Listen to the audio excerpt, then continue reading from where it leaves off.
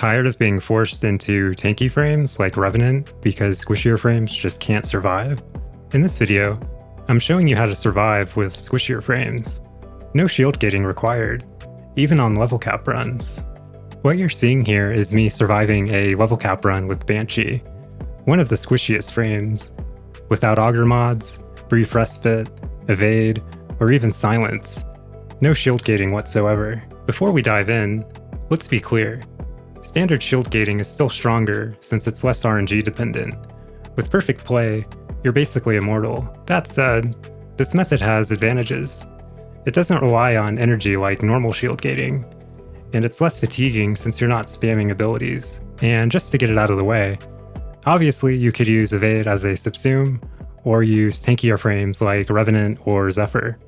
But this video is for those who don't want to settle for those options. With that out of the way, let's get started. The core of this method starts with our companion, and 3 key mods: Guardian, Manifold Bond, and Shield Charger. Guardian has a 30-second cooldown, and Manifold Bond reduces cooldowns by 3 seconds per kill. That means we only need 10 kills to reset Guardian. Super easy with AoE weapons. As long as you're getting kills, you're basically immortal. Next, we want to reduce our companion's recovery timer as much as possible, because Guardian won't activate if our companion is down. The strongest mods for this are Primed Regen, Momentous Bond, and Aerial Bond. A single headshot kill on an Eximus enemy fully recovers our companion, or 3 non-Eximus headshot kills will do the trick. This will be super easy with the weapon I'm about to show you. If you find the Aerial Bond requirements annoying, you can also swap it out for Tenacious Bond. This build on the Worm Prime is my personal favorite, but any Sentinel companion will work.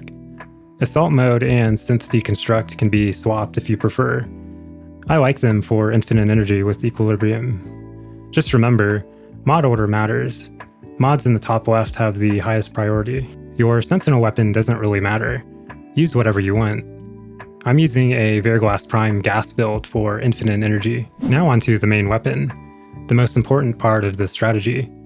The best weapons here are high status AoE weapons. We need AoE to get those 10 kills for Guardian quickly, and high status to consistently proc Manifold Bond, which needs 3 status effects per enemy.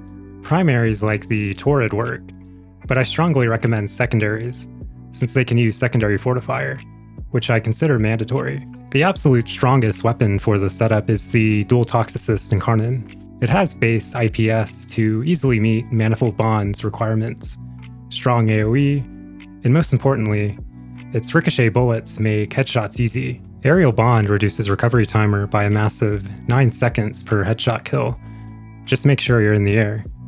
Here's the Dual Tox build I'm running. For our primary, the Scourge is by far the strongest choice. Its Saltfire spawns a bullet attractor field on enemy heads, letting us easily charge the Dual Tox with just body shots. If you mod the Scourge for heat, you'll also passively gain Overguard while running secondary fortifier. Every time Overguard breaks, you are invulnerable for half a second, so as long as you're generating it, you are essentially immortal. Here's my Scourge build. I'm running Magnetic to proc Primary Obstruct for extra survivability, but Primary Exhilarate is also a solid alternative, depending on your needs. Just remember, high fire rate is important. The alt fire is very slow. You can use whatever you want for melees. I use the Fear Axe to buff fire rate on the Dual Tox. Next up are the mods for our frame.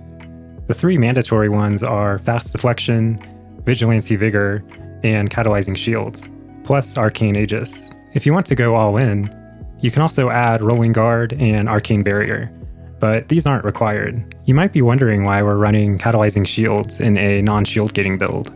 The answer? There's a bug that lets you instantly trigger the 1.3 second gate, no matter how many shields you generate. Without it, we'd have to recharge our shields all the way to around 300 just to get a similar gate. For extra survivability, I strongly recommend Brief Respite or an Auger mod on your companion. Yes, this video is about avoiding shield gating, but this just gives you some passive shield gating whenever you use abilities. You're not actively relying on it. Here's the build I used to survive level cap without shield gating. I wasn't even using shield restore mods or rolling guard, so there's still room to push survivability even further. I recommend having the last gasp waybound, especially if you plan on going to level cap. With overguard from secondary fortifier and passive shield regen, surviving base steel path is pretty easy. In my level cap run, I didn't go down once until around level 1000. That said, at very high levels your shields and overguard will get one-shotted, and this method isn't as consistent as standard shield gating.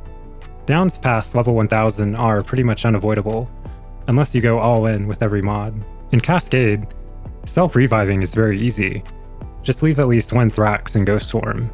If you go down, it's an easy self-res. To give you an idea, I only got downed about 6 times in my full level cap run with Banshee, one of the squishiest frames, and that was all after level 1000. I never used silence either, making me even squishier, which makes this shield regen strategy, in my opinion, incredibly strong. A few more ways to push survivability even further. Use Dante Spectres.